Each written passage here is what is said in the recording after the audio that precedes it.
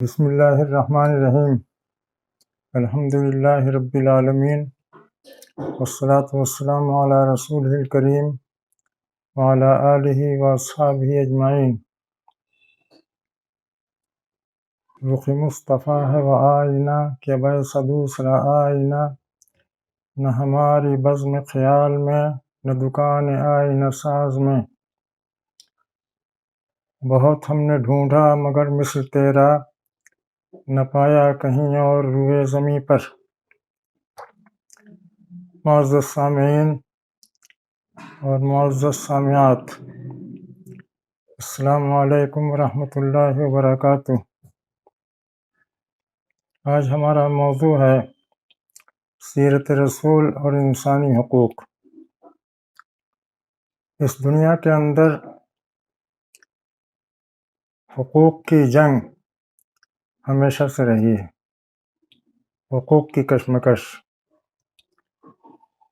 طاقتور لوگوں نے ہمیشہ کمزوروں کو دبانے کی کوشش کی ہے، دبانے کی اور ستانے کی اور ان کے حقوق سے محروم کرنے کی کوشش کی ہے، اور یہ بیماری آج سے نہیں زمانے قدیم سے ہے۔ ہمیشہ طاقتوروں نے کمزوروں کو غلام بنانے اور انہیں اپنے ماتحت رکھنے کی کوشش کی ہے۔ آج بھی ہم اسی صورتحال سے دوچار ہیں۔ پوری دنیا میں حقوق کی جنگ جاری ہے، ہر طرف حقوق کی کشمکش ہے، اور اسی جنگ اور اسی کشمکش کی وجہ سے دنیا بہت ہی نازک دور سے گزر رہی ہے، بہت ہی بدحالی کا شکار ہے۔ نبی صلی اللہ علیہ وسلم جس دور میں مبعوث ہوئے اس دور میں بھی صورتحال یہی تھی۔ اس دور میں بھی حقوق کی کشمکش پورے زوروں پر تھی۔ انبیاء اکرام علیہ السلام جب آتے رہے ہیں وہ دراصل انہی حالات میں آتے رہے ہیں۔ ان کے دور میں بھی حقوق کی جنگ چلتی رہی، کمزوروں اور طاقت والوں کے درمیان یہ جنگ ہمیشہ چھڑی رہی، اور اسی جنگ کی وجہ سے، اسی کشمکش کی وجہ سے دنیا میں فساد، ظلم اور ساری خرابیاں اور خونریزیاں ہوتی ہیں۔ نبی صلی اللہ علیہ وسلم کا یہ زبردست کارنامہ ہے، اور جتنے وسیع پیمانے پر آپ نے یہ کارنامہ انجام دیا ہے، دنیا میں کوئی دوسری مثال نہیں ملتی ہے۔ آپ کے زمانے میں بھی حقوق کی کشمکش جاری تھی۔ آپ نے لوگوں کو اپنی حدود کا پابند کیا اور حقداروں کو ان کا حق دلوایا، اور جنہوں نے حق کو غصب کر رکھا تھا ان سے حقوق کو آزاد کرایا۔ آپ نے حقوق کی کشمکش کرنے کے بجائے حقوق کو ادا کرنے کی ذہنیت پیدا کی، اس کا مزاج پیدا کیا۔ آپ کی تربیت میں رہنے والے افراد نے کبھی بھی دوسروں کے حقوق پر ہاتھ مارنے کی کوشش نہیں کی۔ ہمیشہ انہوں نے دوسروں کے حقوق ادا کیے ہیں، اپنے حقوق کے بارے میں انہوں نے نہیں سوچا۔ یہ عجیب و غریب خصوصیت ہے نبی صلی اللہ علیہ وسلم کے دور کی، آپ کے جانثاروں کی، اور آپ کے جانثاروں نے جو خلافت قائم کی جسے ہم خلافت راشدہ کہتے ہیں، اس کی یہ عجیب و غریب خصوصیت تھی جو پوری تاریخ انسانی میں کسی دور کے اندر یہ خصوصیت نہیں پائی جاتی۔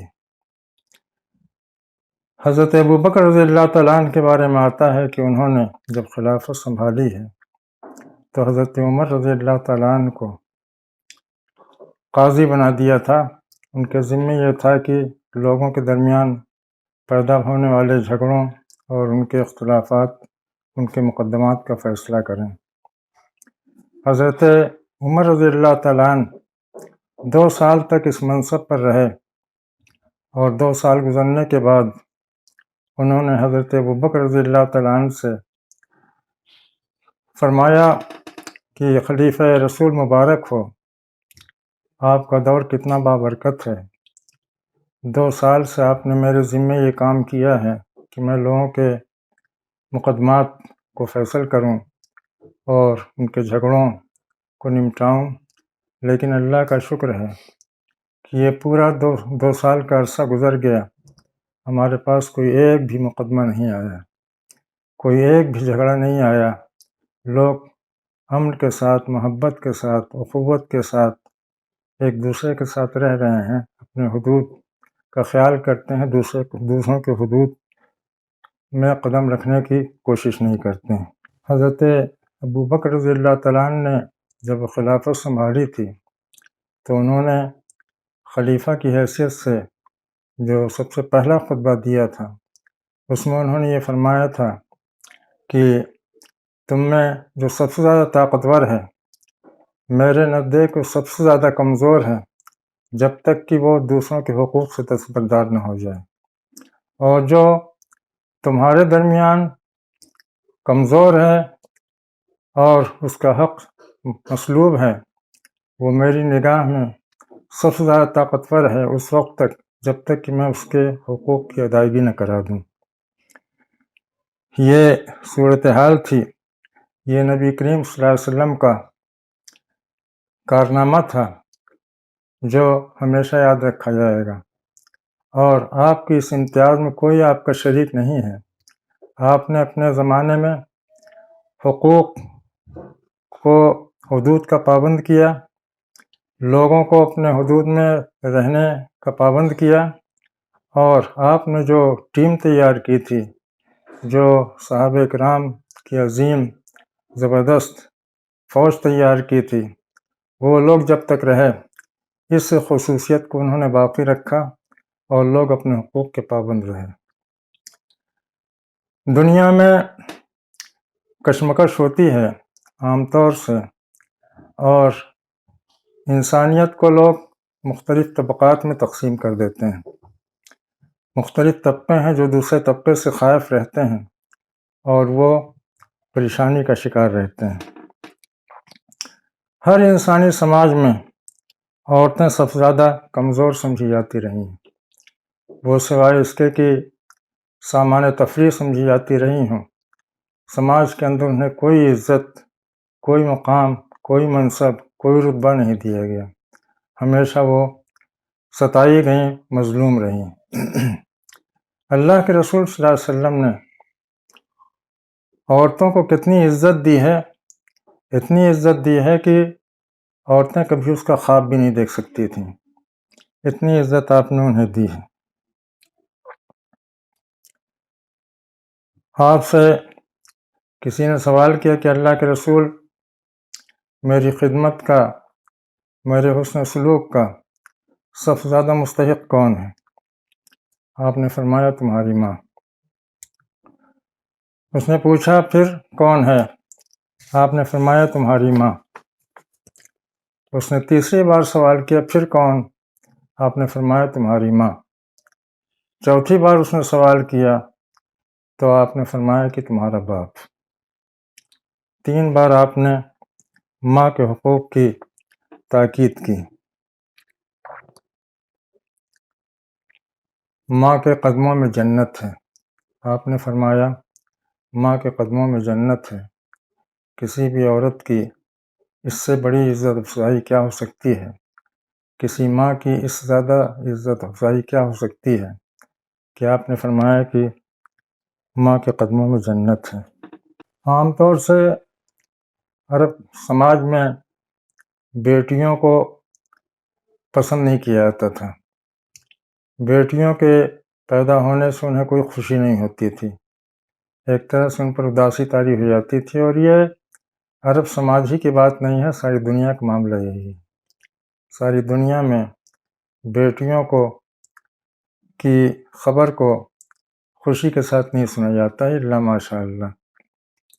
آپ صلی اللہ علیہ وسلم نے فرمایا کہ جس کی بیٹیاں یہ اللہ کا انعام ہوتی ہیں، اور جس کو اللہ تعالیٰ نے بیٹیاں دیں اور اس نے اس کی اچھی پرورش کی، اچھی تعلیم و تربیت کی، تو میرے ساتھ جنت میں ہوگا۔ اگر کسی کی 3 بیٹیاں ہیں اور اس نے ان کی اچھی تعلیم و تربیت کی اور خوشی خوشی ان کی پرورش کی، اچھی سے اچھی پرورش کی، تو وہ میرے ساتھ جنت میں ہوگا۔ تو ایک صحابی نے عرض کیا کہ اللہ کے رسول، اگر کسی کے پاس 2 بیٹیاں ہوں، آپ نے فرمایا کہ 2 بیٹیاں بھی، 2 بیٹیوں کی جو اچھی تعلیم و تربیت اور پرورش کرے گا میرے ساتھ جنت میں ہوگا۔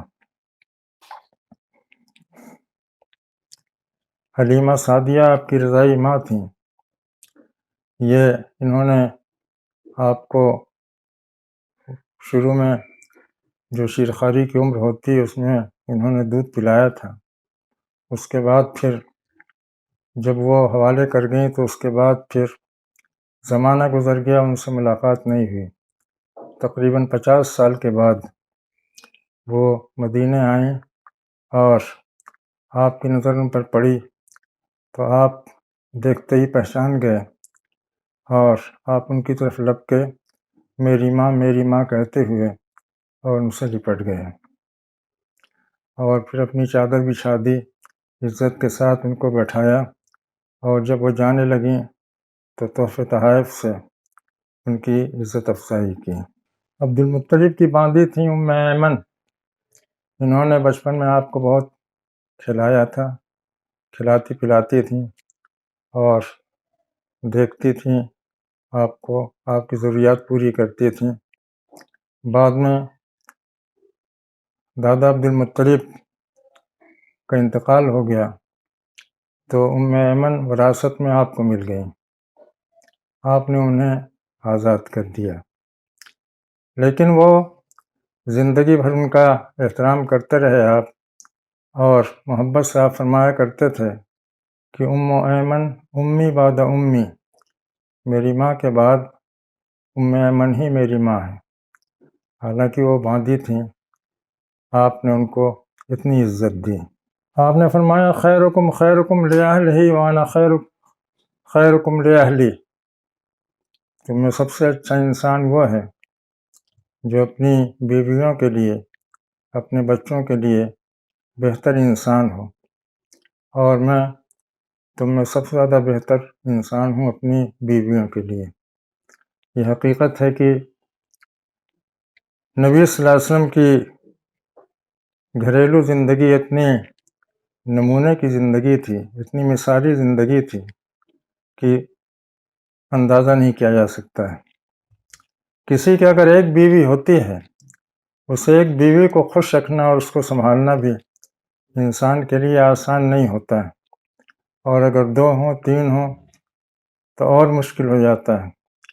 آپ کی بیک وقت 9 یا ایک روایت کے لحاظ سے 11 بیویاں تھیں۔ ان 9 اور 11 بیویوں کو آپ نے کس طرح سے خوش رکھا، کس طرح سے ان کے حقوق ادا کیے، کس طرح سے ان کی عزت افزائی کی، یہ آپ ہی کا کام تھا۔ آپ گھر میں داخل ہوتے تھے ایک افسر یا ایک حاکم کی حیثیت سے نہیں، بلکہ ایک مہربان سرپرست کی حیثیت سے۔ گھر میں داخل ہوتے ہی اگر ازواج مطہرات کسی کام میں مصروف ہیں اور آپ اس میں شامل ہو سکتے ہیں، ان کا ساتھ دے سکتے ہیں تو آپ ان کے ساتھ شامل ہو جاتے۔ گھر میں کبھی آپ جھاڑو بھی لگا لیتے۔ اگر کوئی اور کام ہوتا تو کبھی بھی آپ یہ نہیں پوچھتے تھے کہ یہ کام کیوں نہیں ہوا، وہ کام کیوں نہیں ہوا، بلکہ اس کو خود کرنے لگتے تھے۔ کبھی بھی آپ نے غصے اور ناگواری کا اظہار نہیں کیا۔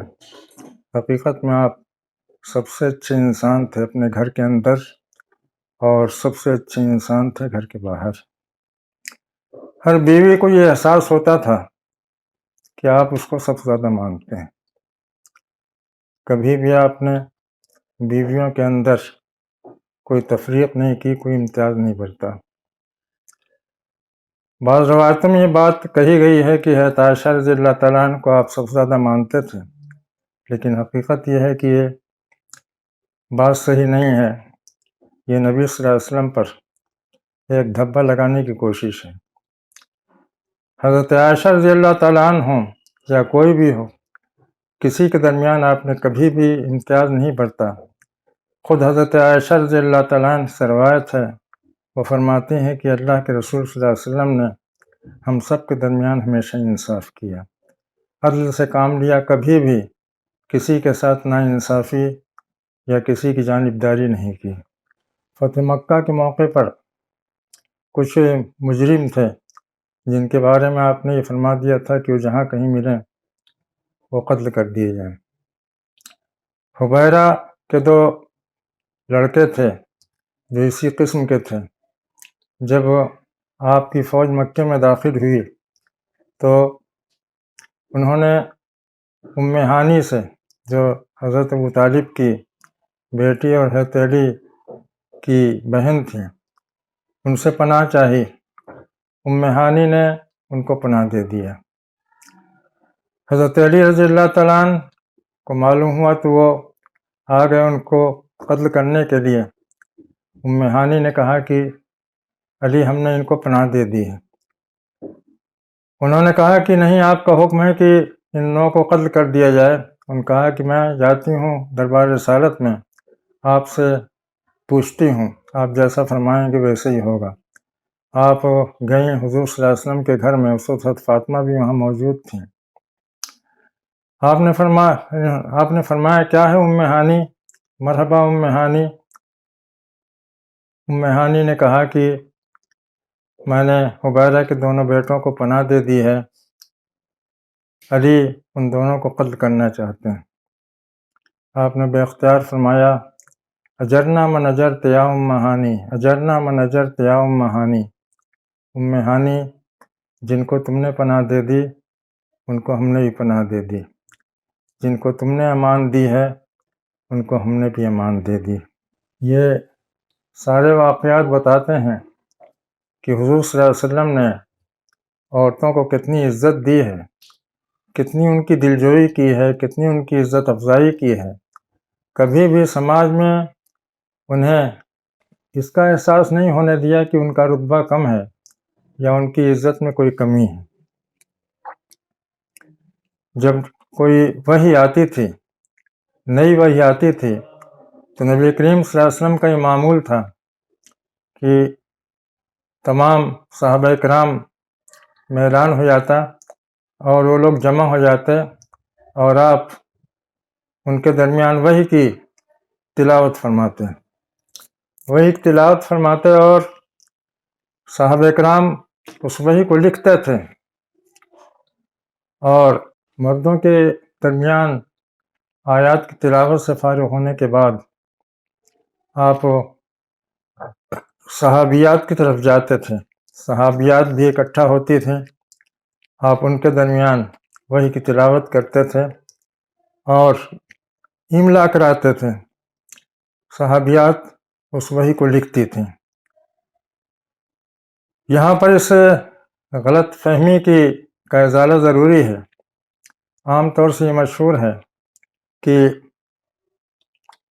صحابہ کرام یا صحابیات یہ لوگ امی تھیں۔ امی کا مطلب یہ ہے کہ لکھنا پڑھنا نہیں جانتی تھیں، نہیں جانتے تھے صحابہ کرام، اور ان کے درمیان بس محدود چند افراد تھے جو وحی کو لکھا کرتے تھے، جنہیں کاتبین وحی کہا جاتا ہے۔ ایسی بات نہیں ہے،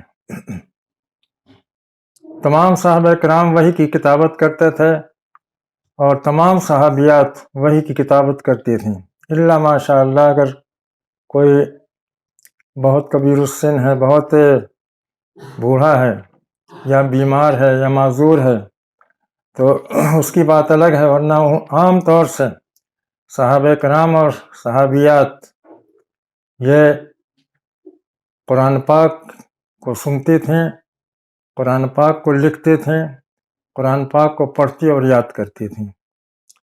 یہ ایک حقیقت ہے جس پر بہت زیادہ یہاں تفصیل میں ہم گفتگو نہیں کر سکتے ہیں، لیکن یہ بات کبھی نہیں سمجھنی چاہیے کہ قرآن پاک کی کتابت چند لوگوں کے درمیان محدود تھی، ایسا نہیں ہے۔ اور یہ بھی نہیں سمجھنا چاہیے کہ صرف مردوں کا کام تھا، بلکہ عورتیں بھی لکھتی تھیں، اور نبی کریم صلی اللہ علیہ وسلم باقاعدہ مردوں کی مجلسوں میں وحی کی تلاوت کرتے تھے، اس کے بعد عورتوں کے ہاں جاتے تھے، عورتوں کی مجلس میں وحی کی تلاوت کرتے تھے۔ جہاد یہ صرف مردوں پر فرض ہے، مردوں پر فرض اس لیے ہے کہ وہ اس کے لیے جو اعصابی مضبوطی چاہیے، اعصاب کی مضبوطی، اور جو قوت چاہیے، اور جو صبر چاہیے، اور جو مشاقی چاہیے، اور جو ہتھیار چلانے کی مہارت چاہیے، عام طور سے مردوں میں زیادہ ہوتی ہے، عورتوں میں کم ہوتی ہے۔ لیکن ایسا بھی نہیں ہے کہ عورتیں بالکل اس سے الگ رہی ہوں اور وہ صحابہ کرام کے لیے چھوڑ دیا گیا ہو، بلکہ جتنی بھی جہاد کے مارکے ہوئے ہیں اس میں کچھ صحابیات بھی جو پختہ سین ہوتی تھیں اور ہتھیار چلانے اور دشمن کا مقابلہ کرنے کی طاقت رکھتی تھیں، وہ لوگ بھی جاتی تھیں۔ چنانچہ حضرت عائشہ رضی اللہ تعالیٰ عنہ کے بارے میں یہ ثابت ہے کہ غزوہ بدر سے لے کر کے بعد کے تمام غزوات میں وہ آپ کے ساتھ ساتھ رہی ہیں اور وہ شریک رہی ہیں۔ یہ الگ بات ہے کہ ان کی ڈیوٹی کیا تھی، مریضوں کو پانی پلانا، مریضوں کو سنبھالنا، مریضوں کو دوا کھلانا، مریضوں کی مرہم پٹی کرنا۔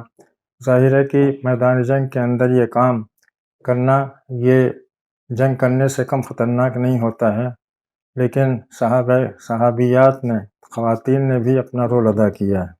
ازواج مطہرات کی آپ نے حس زیادہ دلجوئی کی، حس زیادہ ان کی عزت افزائی کی، کبھی بھی ان کے درمیان کوئی فرق و امتیاز نہیں کیا۔ اور یہاں پر یہ سوال ہوتا ہے کہ حضور صلی اللہ علیہ وسلم نے اتنی ساری شادیاں کیوں کی تھیں؟ یہ ایک بہت اہم سوال ہے جو دشمنوں کی طرف سے بھی اٹھایا جاتا ہے اور اپنے لوگ بھی اس میں حیران ہوتے ہیں اور ان سے کوئی جواب نہیں بن پڑتا ہے۔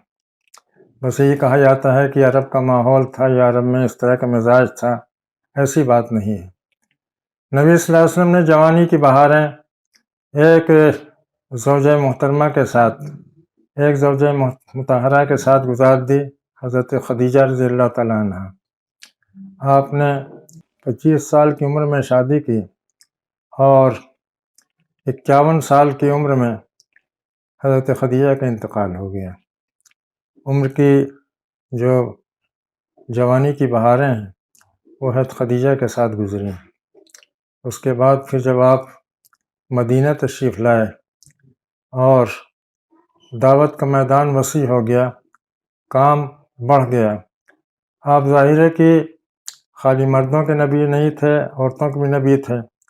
مردوں میں جس طرح سے اسلام کو پھیلانا تھا، عورتوں بھی اسلام کو پھیلانا تھا۔ مردوں میں آپ کے لیے تو آسان تھا کہ اسلام پھیلائیں، لوگوں کے ساتھ مجلسیں کریں، لوگوں کو سمجھائیں، لوگوں میں دعوت پیش کریں، لیکن عورتوں میں کام کرنا آپ کے لیے اتنا آسان نہیں تھا۔ آپ کی یہ حکمت عملی تھی کہ آپ نے اچھی خواتین کو اکٹھا کیا، سمجھدار، عاقل اور فہیم خواتین سے آپ نے نکاح کیا اور پھر ان کو ٹریننگ دی۔ اس طرح سے آپ نے خواتین کی ایک اچھی ٹیم تیار کر دی جنہوں نے عورتوں کے اندر دعوت دین کا کام کیا۔ عورتوں کے اندر جتنی تیزی کے ساتھ دعوت دین کا کام ہوا ہے، یہ سب ازواج مطہرات کی کرامت تھی، ان کی جد و جہد تھی، ان کی لگن تھی، ان کا شوق تھا۔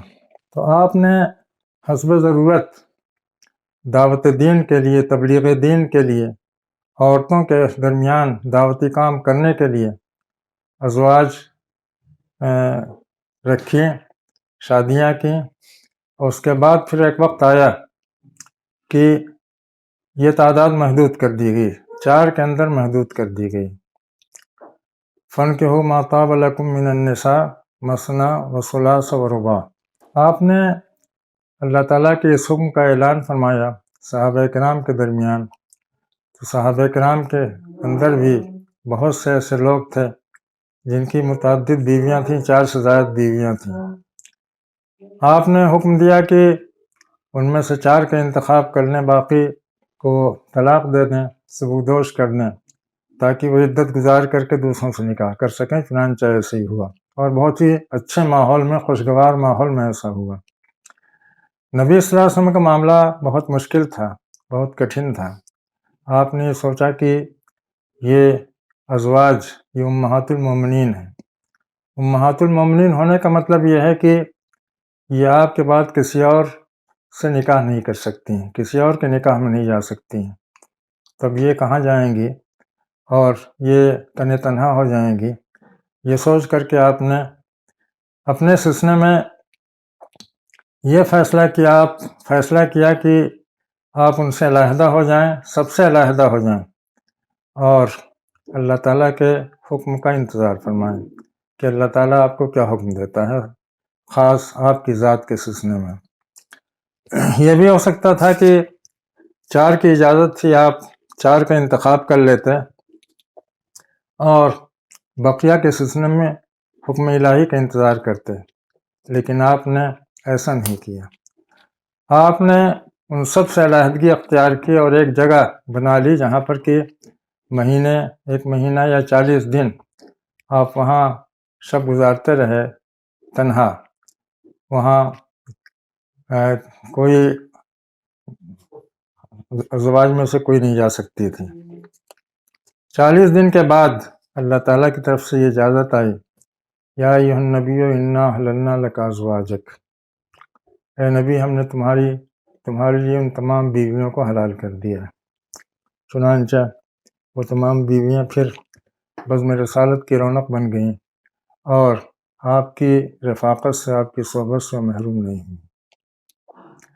یہ نبی صلی اللہ علیہ وسلم کی کیسی محبت اور کیسی شفقت اور کیسی دلجوئی اور کیسی عزت افزائی تھی اپنی ازواج مطہرات کی۔ آپ نے ان کو ہمیشہ عزت دی، جو عزت اسلام نے ظاہر ہے کہ آپ نے جو عزت دی ہے اسلام کا مزاج ہے۔ اسلام نے عورتوں کو جو عزت دی ہے، دنیا میں کوئی بھی ازم، کوئی بھی مذہب ایسا نہیں ہے جو عورتوں کو یہ عزت دے سکتا ہو۔ کہنے کو انگریزی تہذیب نے عورت کو بہت آزادی دی ہے، اور اسی آزادی سے دھوکہ کھا کر کے عورت انگریزی تہذیب پر ٹوٹتی ہے، اور جو کھلونے انگریزی تہذیب نے دیے ان کھلونوں میں بہل جاتی ہے، لیکن وہ یہ نہیں سوچتی ہے کہ یہ آزادی نہیں ہے۔ عطا تہذیب حاضر نے تجھے کی ہے وہ آزادی، کہ ظاہر میں تو آزادی ہے باطن میں گرفتاری، کہ ظاہر میں تو آزادی ہے باطن میں ہے رسوائی۔ یہ نبی کریم صلی اللہ علیہ وسلم کی خصوصیت تھی، آپ کا یہ کارنامہ تھا کہ آپ نے سماج کے اندر عورتوں کو وہی مقام دیا جو مردوں کو حاصل ہے، اور کسی بھی لحاظ سے ان کو فروتر یا کمتر درجہ نہیں دیا گیا۔ یہ الگ چیز ہے کہ صلاحیتوں کے لحاظ سے کاموں کی نوعیت الگ الگ ہو سکتی ہے، لیکن جہاں تک رتبے اور منصب کا، عزت کا تعلق ہے، کسی بھی درجے میں عورتوں کو کم عزت نہیں دی گئی ہے۔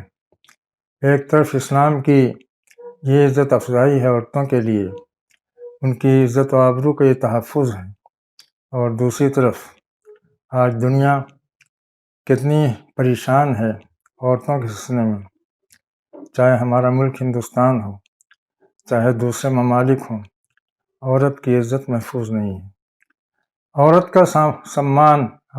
کو سمان نہیں حاصل ہے، اس کی عزت کو سرکشا نہیں حاصل ہے۔ عورتیں پریشان ہیں کہ وہ کہاں جائیں اور کس طرح سے اپنے آپ کو محفوظ رکھیں۔ یہ صرف اسلام کا کارنامہ ہے۔ یہ نبی صلی اللہ علیہ وسلم کی تربیت تھی کہ آپ نے جو ماحول تیار کیا، جو سماج تیار کیا، اس سماج میں کوئی کسی کو غلط نگاہ سے نہیں دیکھتا تھا، ہر ایک کو عزت حاصل تھی، عورتوں کو بھرپور عزت حاصل تھی۔ وہاں پر آبرو ریزی کے واقعات اکا دکا ہوئے، بہت کم ہوئے، اتنے کم ہوئے کہ وہ قابل ذکر نہیں۔ موجودہ سماج اگر عزت چاہتا ہے تو اس کو یہ عزت اسلام کے اندر ہی مل سکتی ہے، نبی صلی اللہ علیہ وسلم کی لائی ہوئی تعلیمات کے اندر ہی مل سکتی ہے، اور کہیں عزت ملنے کا کوئی سوال نہیں۔ انسانی سماج میں ہمیشہ امیر غریب آزاد اور غلام کی تفریق رہی ہے۔ طاقت رکھنے والوں نے کمزوروں کو دبایا ہے، ستایا ہے، ان کو غلام بنایا ہے۔ نبی صلی اللہ علیہ وسلم کی بعثت جس زمانے میں ہوئی، اس زمانے میں یہی صورتحال تھی۔ پوری دنیا میں چند طاقتور خاندان تھے، چند فیملیاں تھیں جو پوری دنیا پر حکومت کر رہی تھیں، ورنہ باقی انسانیت غلامی کی زندگی گزار رہی تھی، غلامی کے تلے کراہ رہی تھی۔ آپ نے آ کر کے تفریق ختم کر دی۔ آپ نے فرمایا کہ کلکم من آدم و آدم من تراب، تم سب آدم کی اولاد ہو اور آدم مٹی سے بنے ہیں۔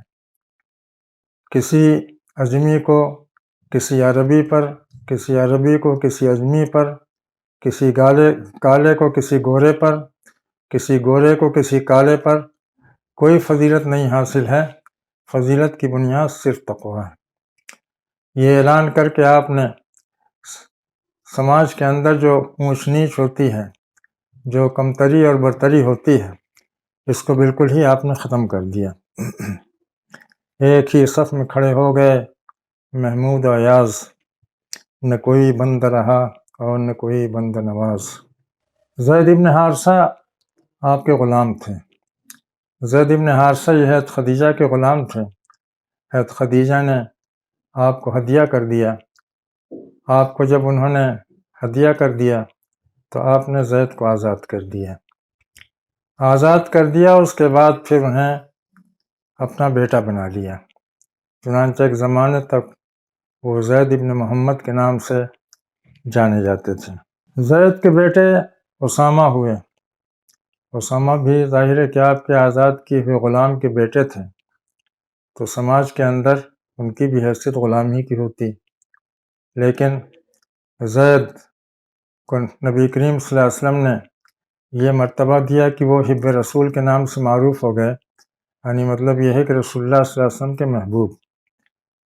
چنانچہ آپ کو یاد ہوگا کہ جب مخزومی عورت کا قصہ ہوا تھا، اس نے چوری کی تھی اور نبی صلی اللہ علیہ وسلم نے یہ حکم دیا تھا کہ اس کا ہاتھ کاٹ دیا جائے، تو لوگوں کو یہ خیال ہوا کہ نبی صلی اللہ علیہ وسلم کی خدمت میں کسی کو سفارش کرنے کے لیے بھیجا جائے، تو ان کی نگاہ انتخاب حضرت اسامہ پر پڑی ہے۔ تو اسامہ کو انہوں نے کہا کہ یہ حب رسول ہیں، ان کو بھیجا جائے۔ چنانچہ وہ حضور صلی اللہ علیہ وسلم کے پاس گئے اور انہوں نے سفارش کرنی چاہی، جس پر کہ اللہ کے رسول صلی اللہ علیہ وسلم بہت جلال میں آ گئے، اور آپ نے فرمایا کہ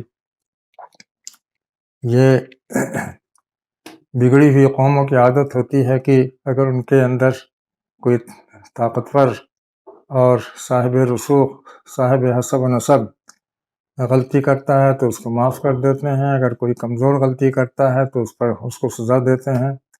اور اس کے بعد پھر آپ نے وہ تاریخی جملہ فرمایا تھا کہ واللہ لو ان فاطمۃ بنت محمد سرقت لقطعت یدہا، اللہ کی قسم اگر محمد کی بیٹی فاطمہ نے بھی چوری کی ہوتی تو میں اس کا ہاتھ کاٹ دیتا۔ یہ اسامہ، ان کو آپ نے اپنی محبتوں میں پالا، اور اس کے بعد پھر یہ بھی ان کو بھی بہت اونچا مقام حاصل ہوا۔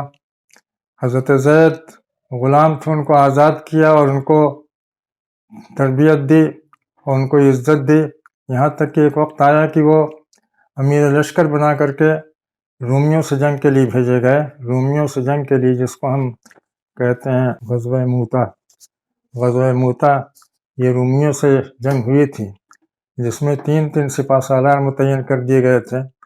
حضرت زید ابن حارثہ نمبر اول، پہلے نمبر پر، دوسرے نمبر پر حضرت جعفر طیار، جعفر ابن ابی طالب، اور تیسرے نمبر پر حضرت عبداللہ ابن رواحہ انصاری۔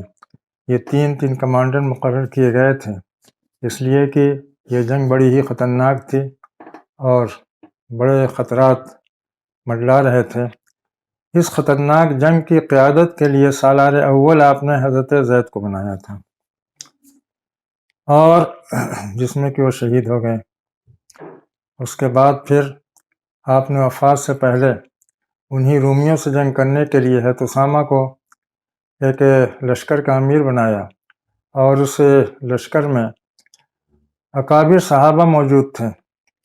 آپ نے اس لشکر کا امیر اسامہ کو بنایا، اور اسامہ آپ کی علالت کی وجہ سے رک گئے۔ ان کو خبر ملی کہ آپ کی طبیعت دن بدن بگڑتی جا رہی ہے، تو وہ رک گئے۔ پھر حضرت ابوبکر رضی اللہ تعالیٰ عنہ جب خلیفہ ہو گئے آپ کی وفات کے بعد، تو حضرت ابوبکر نے سب سے پہلا کام یہ کیا کہ اس لشکر اسامہ کے بارے میں فرمان جاری کیا کہ اس کو فوراً روانہ ہو جانا چاہیے۔ اس لشکر میں اکابر صحابہ شامل تھے، اس میں حضرت عمر رضی اللہ تعالیٰ عنہ بھی شامل تھے۔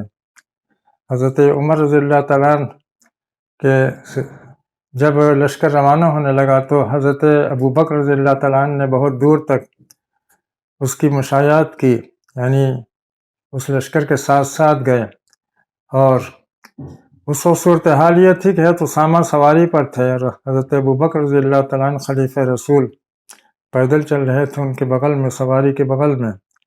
حضرت اسامہ نے کہا کہ خلیفہ رسول یا تو آپ سوار ہو جائیے ورنہ ہمیں اجازت دیجیے کہ ہم نیچے آ جائیں۔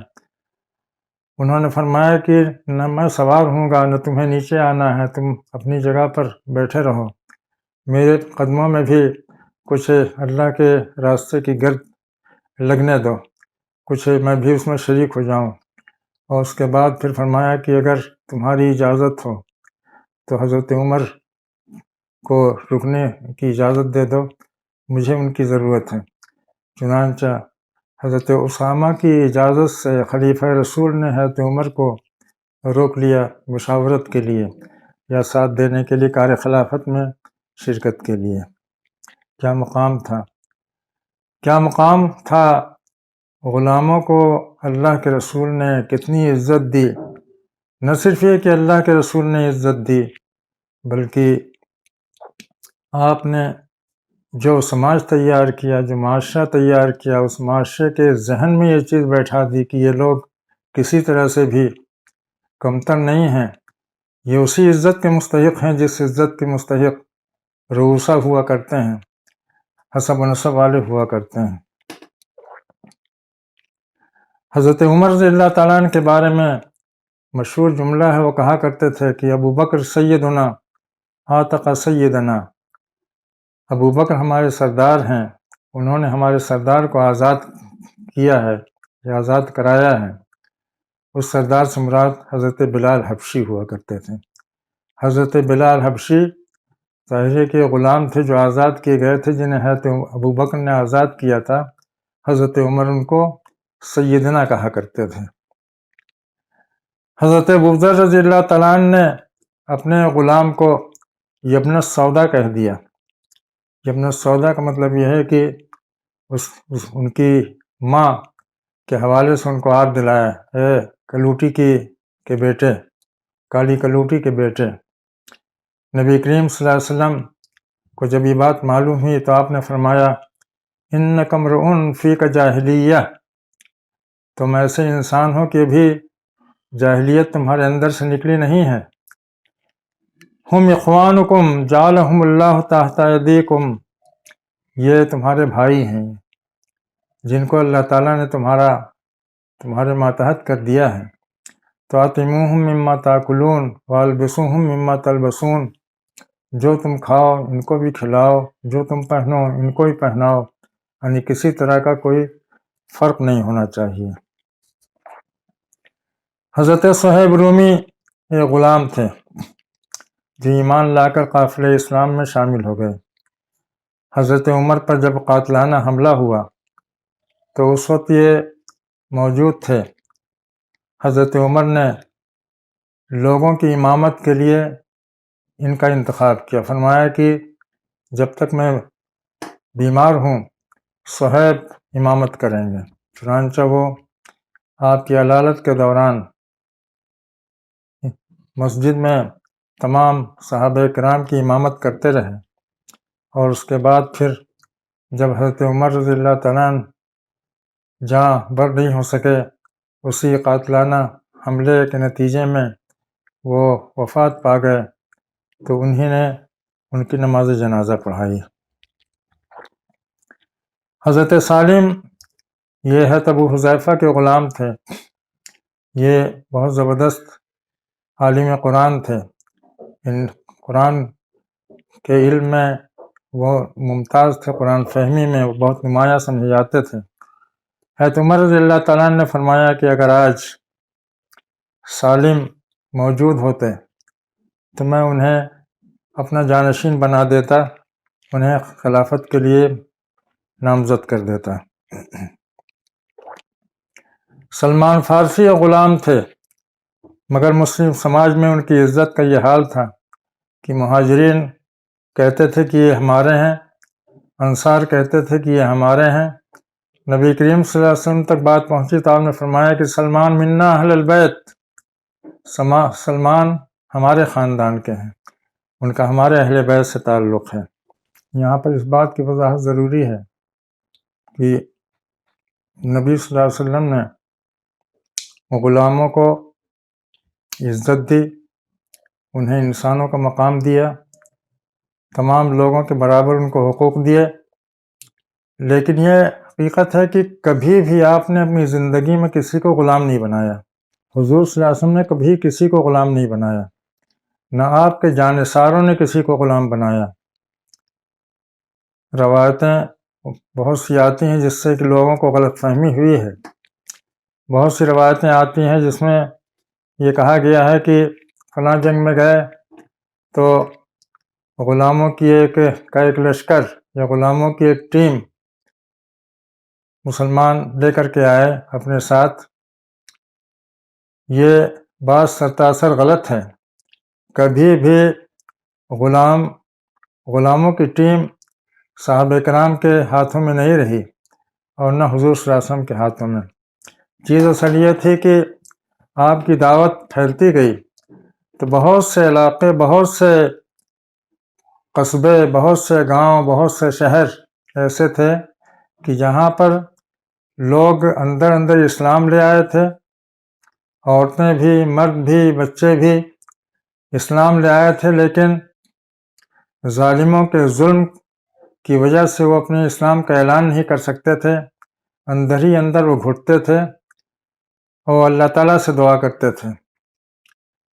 اللہ تعالیٰ نے لوگوں کو حکم دیا، مسلمانوں کو حکم دیا، ما لکم لا تقاتلون فی سبیل اللہ والمستضعفین من الرجال والنساء والولدان الذین یقولون ربنا اخرجنا من هذه القرية الظالم اهلها واجعل لنا من لدنك ولیا واجعل لنا من لدنك نصیرا۔ یہ اللہ تعالیٰ کا حکم تھا۔ اللہ تعالیٰ نے فرمایا کہ تم اللہ کی راہ میں جہاد کیوں نہیں کرتے ہو، اور جو مستضعفین ہیں، ستائے ہوئے لوگ ہیں، من الرجال والنساء والولدان، مرد بھی ہیں، عورتیں بھی ہیں، بچے بھی ہیں، جو وہ کہتے ہیں کہ اے رب ہمیں اس بستی سے نکال دے جہاں کے لوگ ظالم ہیں، اور ہمیں کچھ مددگار اور سرپرست عطا فرما۔ یہ آیت تھی۔ اس آیت کے تحت نبی صلی اللہ علیہ وسلم اپنے فوجی دستے مختلف علاقوں میں بھیجتے تھے، وہاں یہ لوگ پہنچتے تھے اور جنگ کرتے تھے۔ جب ان لوگوں کو یہ معلوم ہوتا تھا کہ نبی صلی اللہ علیہ وسلم کی فوج آ گئی ہے تو وہ لوگ کھل کر کے سامنے آ جاتے تھے، اور جب یہ لوگ واپس ہوتے تھے تو ان کے ساتھ لگ جاتے تھے۔ یہ بہت بڑی تعداد ہوتی تھی۔ یہ راویوں نے اس کو یہ کہا کہ ان لوگوں کو غلام و باندی بنا کر کے لائے، یہ بالکل قرآن کے خلاف ہے، حقیقت کے خلاف ہے۔ کبھی بھی اسلامی لشکر نے کسی کو غلام نہیں بنایا ہے، غلاموں کی ٹیم اپنے ساتھ کبھی نہیں لائے ہیں۔ یہی سانحہ حضرت صفیہ کے سلسلے میں ہوا۔ حضرت صفیہ یہ خیبر کے رئیس کی بیوی تھیں، ان کے باپ بھی سردار تھے، ان کے شوہر بھی سردار تھے، ان کے بھائی بھی سردار تھے۔ خیبر کی جنگ میں یہ سارے لوگ قتل کر دیے گئے۔ حضرت صفیہ کے باپ بھی، ان کے شوہر بھی، ان کے بھائی بھی قتل کر دیے گئے، وہ بالکل بے سہارا ہو گئیں۔ اور اس طرح کی بہت سی عورتیں تھیں جو بے سہارا ہو گئیں۔ اس طرح کی عورتیں جو کہ میدان جنگ بے سہارا ہو جاتی تھیں، جن کے بارے میں معلوم ہوتا تھا کہ ان کے سرپرست، ان کے ذمہ دار، ان کے شوہر، ان کو پناہ دینے والے یا ان کو ٹھہرانے والے وہ سب مارے گئے ہیں، تو اب یہ نبی صلی اللہ علیہ وسلم کا یہ فرض بنتا تھا، مسلمانوں کا یہ فرض بنتا تھا کہ ان عورتوں کو چیل کوؤں کے لیے اور بھیڑیوں کے لیے نہ چھوڑنے، بلکہ ان کو عزت کے ساتھ لے جائیں، عزت کے ساتھ رکھیں اور پوری آزادی ان کو دیں، وہ اپنی آزادی کے ساتھ، عزت کے ساتھ ان کے درمیان رہیں اور ان کے لیے انتظام کریں۔ چنانچہ ہے صفیہ رضی اللہ تعالیٰ عنہا بھی انہی لوگوں میں سے تھیں۔ جب خیبر کی جنگ ختم ہوئی ہے تو وہاں سے بہت سی خواتین اسلامی لشکر کے ساتھ ہو گئیں، جن میں حضرت صفیہ بھی تھیں۔ یہ لوگ مدینے آئی ہیں، مدینے میں رہی ہیں، عزت کے ساتھ رکھی گئی ہیں، ان کی طرف کسی نے غلط نگاہ نہیں اٹھائی ہے، کسی نے ان کو ہاتھ نہیں لگایا ہے، اور یہ لوگ اسلامی ماحول سے، صحابہ کرام کے کردار سے، نبی صلی اللہ علیہ وسلم کے کردار اور آپ کی شفقت و محبت سے متاثر ہو کر کے انہوں نے اسلام قبول کیا ہے۔ انہی میں حضرت صفیہ بھی تھیں۔ حضرت صفیہ نے خود سے یہ خواہش کی کہ امہات المومنین میں شامل کر لی جائیں، چونکہ وہ سردار کی بیٹی تھیں اور وہ اس کی اہل تھیں۔ نبی کریم صلی اللہ علیہ وسلم مدینے میں ان کے ساتھ نکاح کیا ہے اور باقاعدہ ان کا مہر ادا کیا ہے۔ یہ کہنا کہ عتقھا صداقھا، یعنی آپ نے ان کو آزاد کر کے اسی کو مہر قرار دیا، یہ بالکل ہی غلط چیز ہے۔ یہ اسلام کو، نبی صلی اللہ علیہ وسلم کو، صحابہ کرام کو بدنام کرنے کی ایک کوشش ہے، نبی صلی اللہ علیہ وسلم کی سیرت پر ایک دھبا لگانے کی کوشش ہے۔ حضور صلی اللہ علیہ وسلم نے کبھی بھی کسی کو غلام نہیں بنایا، آپ کے جانثاروں نے کبھی بھی کسی کو غلام نہیں بنایا، ہمیشہ انہوں نے غلاموں کو آزاد کیا ہے، غلام کسی کو نہیں بنایا۔ یہی وجہ ہے کہ آپ دیکھتے ہیں کہ حضرت عمر رضی اللہ تعالیٰ عنہ نے جب یروشلم کا سفر کیا تھا اپنے عہد خلافت میں، تو وہاں پر یہ دیکھا کہ کچھ لوگ خدمت اور چاکری میں لگے ہوئے ہیں اور کچھ لوگ جو ہیں وہ سردار بنے ہوئے ہیں۔ تو اس موقع پر انہوں نے وہ تاریخی جملہ فرمایا تھا کہ متی استعبدتم الناس، تم نے لوگوں کو غلام کب سے بنا دیا، جبکہ ان کی ماؤں نے انہیں آزاد پیدا کیا تھا۔ متی استعبدتم الناس وقد ولدتهم امہاتهم احرارا، یہ یعنی اس اونچ نیچ کو، یہ اس فرق کو بھی انہوں نے غلامی سے تعبیر کیا۔ یعنی مطلب یہ ہے کہ حضرت عمر رضی اللہ تعالیٰ عنہ اس چیز سے بالکل ناآشنا تھے کہ اسلام میں کسی کو غلام بنانا کیسے ممکن ہے، اس کی کہاں سے گنجائش ہے۔ یہاں پر یہ سوال کیا جا سکتا ہے اور کیا جاتا ہے کہ اگر اسلام میں غلامی نہیں تھی تو نبی صلی اللہ علیہ وسلم نے صحابہ کرام کو کیوں نہیں حکم دے دیا کہ جس کے پاس جتنے غلام ہوں فوراً آزاد کر دیں، اور اس سماج کے اندر جتنے غلام ہوں سب آزاد کر دی جائیں، فوراً ان کی آزادی کا اعلان کیوں نہیں کر دیا؟ فوراً ان کی آزادی کا اعلان نہیں کیا، بلکہ آپ نے یہ فرمایا کہ ان کو عزت کے ساتھ رکھو، جو کچھ کھاؤ ان کو کھلاؤ، جو پہنو ان کو پہناؤ، اور انہیں ہر طرح کی عزت دو، وہ تمہارے بھائی ہیں، جو تمہارے ماتحت ہیں، وہ کوئی دوسری مخلوق نہیں ہے۔ یہ سب ترغیبات دے کر کے آپ نے لوگوں کو غلاموں کی یا باندیوں کی عزت کرنے کی ترغیب دی، لیکن آپ نے یہ نہیں کیا کہ ان کی آزادی کا فوراً اعلان کر دیا، اس لیے کہ غلام جب ہوتا ہے تو غلاموں کے ساتھ ایک زمانے سے پشتہا پشت سے ان کے ساتھ جانوروں کا سا رویہ لوگوں نے اختیار کیا تھا۔ جب جانوروں کا سا رویہ کسی انسان کے ساتھ اختیار کیا جاتا ہے تو اس کے جسم کے ساتھ ساتھ اس کا دل، اس کا دماغ، اس کا ذہن، سب کچھ غلام ہو جاتا ہے، اور اگر کسی ایسے غلام کو آزاد کر کے چھوڑ دیا جائے تو وہ کہیں کا نہیں رہے گا. اس کی مثال ایسی ہوگی جیسے کہ کٹی ہوئی پتنگ، اس کا پھٹنا گرنا ضروری ہوتا ہے. تو آپ نے ایسا نہیں کیا، بلکہ دھیرے دھیرے ان کی تربیت کی، ان کے دل و دماغ کی تربیت کی، ان کے اندر بلندی پیدا کی، ان کے احساسات میں بلندی پیدا کی، ان کے اندر حوصلہ پیدا کیا، ان کو یہ احساس دلایا کہ تم کسی سے کم نہیں ہو، تمہارے اندر وہ ساری طاقتیں اور ساری صلاحیتیں اللہ تعالیٰ نے رکھی ہیں جو عام لوگوں کے اندر رکھی ہیں، کسی بھی لحاظ سے تم کم نہیں ہو.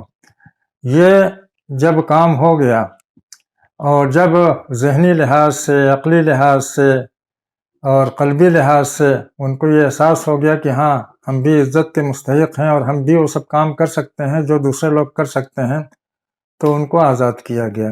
تدریج کے ساتھ درجہ بدرجہ ان کو آزاد کیا گیا، اور یہاں تک کہ ایک وقت ایسا آیا کہ اسلامی سماج کے اندر غلام نام کی کوئی چیز باقی نہیں رہ گئی.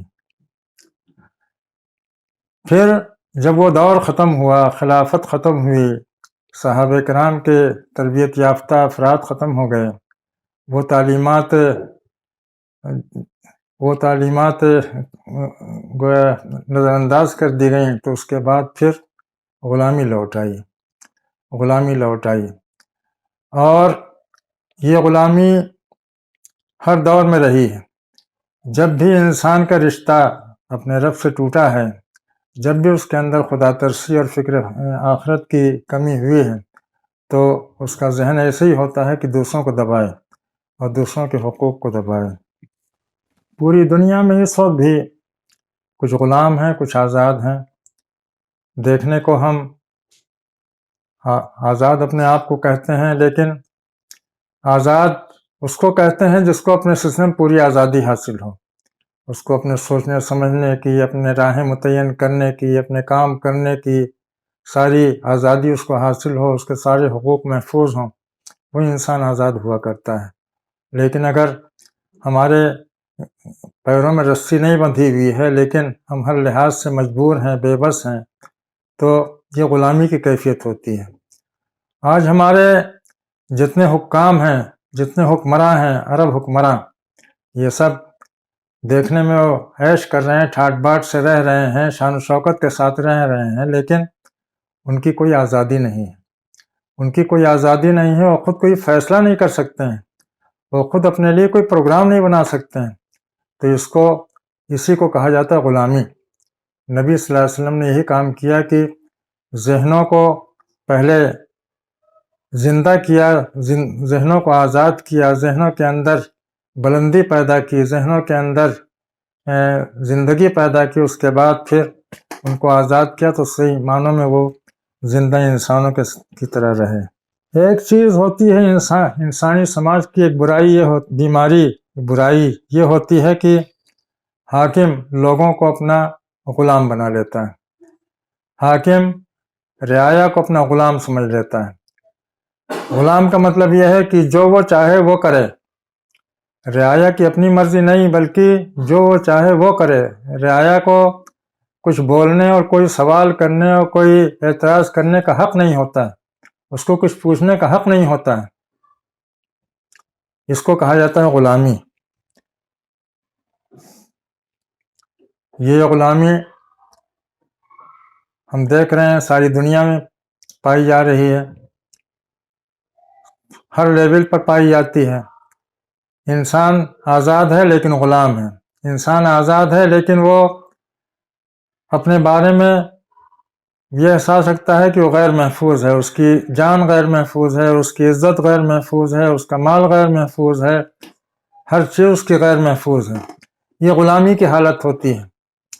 تو یہ انسانوں کی بیماری ہوتی ہے کہ جب ان کو حکومت و اقتدار ملتا ہے تو اپنی رعایا کو، اپنی رعیت کو، پرجا کو وہ غلام سمجھتے ہیں اور ان کے ساتھ آقاؤں جیسا معاملہ کرتے ہیں. نبی صلی اللہ علیہ وسلم کے دور میں یہ بات نہیں تھی. نبی صلی اللہ علیہ وسلم نے ہر انسان کو آزادی دی، مکمل طور سے آزادی دی. چنانچہ آپ جو اپنے گورنرس بھیجتے تھے، جو مختلف علاقوں میں اپنے نمائندے بھیجتے تھے وہاں کے اس علاقے کو دیکھنے کے لیے، تو ان علاقوں میں جب بھیجتے تھے تو اس بات کی تاکید ہوتی تھی کہ وہ لوگوں کے ساتھ محبت سے پیش آئیں، لوگوں کے حقوق ادا کریں۔ چنانچہ ہم یہاں پر ذکر کرتے ہیں حضرت معاذ ابن جبل کی۔ حضرت معاذ ابن جبل، ایک روز کا واقعہ ہے کہ نبی صلی اللہ علیہ وسلم نے فجر کی نماز ادا کی اور اس کے بعد پھر آپ نے فرمایا کہ ہمیں یمن کا ایک گورنر چاہیے، یمن جانے کے لیے، وہاں کے معاملات کو سنبھالنے کے لیے، وہاں کے نظم کو سنبھالنے کے لیے ایک گورنر کی ضرورت ہے، جس کے لیے آپ نے عامر کا لفظ استعمال کیا۔ تو حضرت عمر رضی اللہ تعالیٰ عنہ کھڑے ہو گئے اور کہا کہ میں اس کے لیے تیار ہوں۔ نبی صلی اللہ علیہ وسلم نے اس پر کوئی جواب نہیں دیا۔ تھوڑی دیر کے بعد فرمایا کہ کون اپنے آپ کو پیش کرتا ہے؟ تو حضرت معاذ ابن جبل نے کہا کہ میں اپنے آپ کو پیش کرتا ہوں۔ آپ نے فرمایا کہ ہاں تم مناسب رہو گے۔ چنانچہ معاذ ابن جبل کے بارے میں آپ نے منظوری دے دی اور پھر حضرت بلال سے فرمایا کہ جاؤ تم ہمارے گھر، وہاں سے ہمارا امامہ لیتے آؤ۔ چنانچہ آپ نے ان سے امامہ منگوایا گھر سے، وہ لے کر کے آئے تو آپ نے وہ امامہ حضرت معاذ ابن جبل کے سر پر رکھ دیا۔ یہ گویا اس بات کی علامت تھی کہ نبی صلی اللہ علیہ وسلم نے انہیں اپنا ولی عہد یا اپنا جانشین یا اپنا عامل یا اپنا گورنر مقرر فرمایا ہے۔ چنانچہ حضرت معاذ ابن جبل جانے کے لیے، یمن جانے کے لیے تیار ہو گئے تو انصار اور مہاجرین کی ایک بڑی تعداد نے ان کی مشایعت کی، ان کے ساتھ ساتھ دور تک گئے۔ نبی صلی اللہ علیہ وسلم بھی ساتھ ساتھ گئے دور تک چھوڑنے کے لیے۔ اس وقت بھی کیفیت وہی تھی جس کا ہم نے پہلے ذکر کیا ہے۔ تو بکر رضی اللہ تعالیٰ عنہ کے سیاق میں ہے تو بکر اور اسامہ، کہ اسامہ سواری پر چل رہے تھے اور حضرت بکر رضی اللہ تعالیٰ عنہ پیدل چل رہے تھے۔ بالکل یہی کیفیت یہاں پر تھی کہ حضرت معاذ ابن جبل سواری پر تھے اور نبی کریم صلی اللہ علیہ وسلم ان کے ساتھ ساتھ پیدل چل رہے تھے۔ یہاں پر بھی حضرت معاذ نے گزارش کی، درخواست کی کہ اللہ کے رسول آپ سواری پر ہو جائیے۔ آپ نے فرمایا کہ نہیں ٹھیک ہے۔ آپ چلتے رہے اور اس کے بعد پھر آپ نے فرمایا کہ معاذ میں تمہیں کچھ نصیحتیں کرتا ہوں، اللہ سے ڈرتے رہنا، ہمیشہ سچی بات کہنا، امانت و دیانت پر قائم رہنا، کبھی خیانت نہ کرنا، امر بالمعروف اور نہی عن المنکر میں کوتاہی نہ کرنا، لوگوں کے لیے اپنے شانے جھکائے رکھنا، پڑوس کی حرمت کو ملحوظ رکھنا، ہمیشہ نرمی و محبت سے باتیں کرنا، ہر ایک کے سلام کا جواب دینا، قرآن پاک پر غور و تدبر کرتے رہنا، آخرت کے حساب سے ڈرتے رہنا، دنیا پر ہمیشہ آخرت کو ترجیح دینا، معاذ کسی زمین کو برباد نہ کرنا، کسی مسلم کو برا بھلا نہ کہنا، کسی جھوٹے کو سچا اور کسی سچے کو جھوٹا مت کہنا، کسی امام کی نافرمانی نہ کرنا۔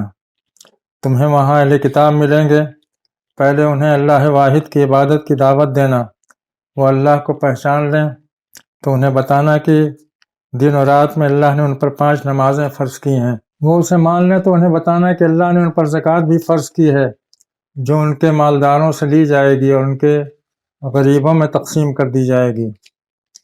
اسے وہ مان لیں تو ان سے زکوٰۃ وصول کرنا اور ان کا بہترین مال لینے سے پرہیز کرنا۔ معاذ میں تمہارے لیے وہی کچھ پسند کرتا ہوں جو اپنے لیے پسند کرتا ہوں، اور تمہارے لیے وہ چیز ناپسند کرتا ہوں جو خود اپنے لیے ناپسند کرتا ہوں۔ معاذ اگر تم سے کبھی کوئی غلطی ہو جائے تو پہلی فرصت میں اس سے توبہ کرنا، تنہائی میں غلطی ہو تو تنہائی میں توبہ کرنا، لوگوں کے سامنے غلطی ہو تو لوگوں کے سامنے توبہ کرنا۔ معاذ لوگوں کے لیے آسانیاں پیدا کرنا، انہیں زحمتوں میں نہ ڈالنا، ہر اینٹ پتھر کے سامنے اللہ کو یاد کرنا، قیامت کے دن وہ سب اینٹ پتھر تمہارے حق میں گواہی دیں گے۔ معاذ کوئی بیمار ہو جائے تو اللہ اس کی عیادت کرنا، کمزوروں اور بیواؤں کی ضرورتیں پوری کرنا، کمزوروں اور بیواؤں کی ضرورتیں پوری کرنے میں دیر نہ کرنا، اپنا اٹھنا بیٹھنا فقیروں اور مسکینوں کے درمیان رکھنا، اپنے معاملے میں لوگوں کے ساتھ انصاف کرنا، ہمیشہ حق بات کہنا، اللہ کے معاملے میں کسی ملامت کرنے والے کی ملامت کی پرواہ نہ کرنا۔ دیکھو اپنی اس حالت پر قائم رہنا جس ایمانی کیفیت اور جن ایمانی بلندیوں کے ساتھ تم مجھ سے جدا ہو رہے ہو، اسی ایمانی کیفیت اور انہی ایمانی بلندیوں کے ساتھ مجھ سے دوبارہ ملنا۔ حضرت معاذ نے فرمایا، اللہ کے رسول، میرے ماں باپ آپ پر قربان جائیں، آپ نے مجھ پر بہت بھاری ذمہ داری ڈالی ہے، اللہ سے دعا کیجیے مجھے یہ بھاری ذمہ داری اٹھانے کی طاقت دے۔ آپ حضرت معاذ کے لیے کچھ دیر تک دعا کرتے رہے، پھر انہیں دعاؤں اور نیک تمناؤں کے ساتھ رخصت کر دیا۔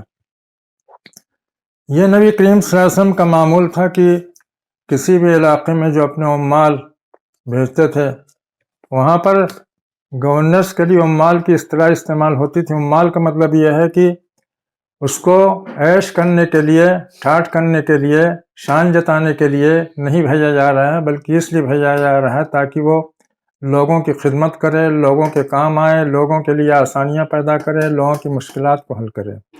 اسی لیے اس وقت عمال کی اصطلاح استعمال ہوتی تھی۔ حضرت معاذ رضی اللہ تعالیٰ عنہ کو عامل بنا کر کے بھیجا تو ان کو یہ قیمتی نصیحتیں کی کہ وہاں والوں کی خدمت کرنا اور ان اصولوں کے ساتھ رہنا۔ اور جب بھی آپ نے کسی کو بھیجا ہے، جب بھی کسی علاقے کا ذمہ دار بنایا ہے، اسی طرح کی وصیتیں آپ نے ان کو کی ہیں۔ یہی وجہ ہے کہ اسلام میں جو حکام ہوئے، جن کو اللہ تعالیٰ نے اقتدار دیا، انہوں نے کبھی بھی اس اقتدار کا غلط استعمال نہیں کیا۔ انہوں نے کبھی بھی یہ نہیں سمجھا کہ وہ لوگوں سے بڑی کوئی چیز ہے۔ آپ کو یاد ہوگا کہ حضرت عمر رضی اللہ تعالیٰ عنہ کے زمانے کا واقعہ ہے کہ ایک بار وہ خطبہ دینے کے لیے کھڑے ہوئے تو حضرت سلمان نے عرض کیا کہ خلیفہ رسول، کچھ کہنے سے پہلے آپ اپنی قمیص کا جواب دیے کہ یہ قمیص آپ کو کہاں سے ملی۔ کتنا زبردست سوال تھا حضرت عمر رضی اللہ تعالیٰ عنہ سے۔ حضرت عمر رضی اللہ تعالیٰ عنہ نے اس کا بالکل برا نہیں مانا، بالکل اس کا برا نہیں مانا، بلکہ انہوں نے حضرت عبداللہ ابن عمر، جو ان کے بیٹے تھے، فرزند تھے، ان کو آواز دی کہ عبداللہ ابن عمر کہاں ہیں؟ عبداللہ ابن عمر آؤ، اس سوال کا جواب دو۔ حضرت عبداللہ ابن عمر آئے اور انہوں نے کہا کہ یہ کپڑے آئے تھے فلاں موقع پر اور وہ تمام لوگوں کو تقسیم ہوئے تھے۔ میرے والد کا قد لمبا ہے، جو کپڑا ان کے حصے میں آیا تھا وہ ان کے لباس کے لیے مکمل نہیں تھا، تو میں نے اپنا حصہ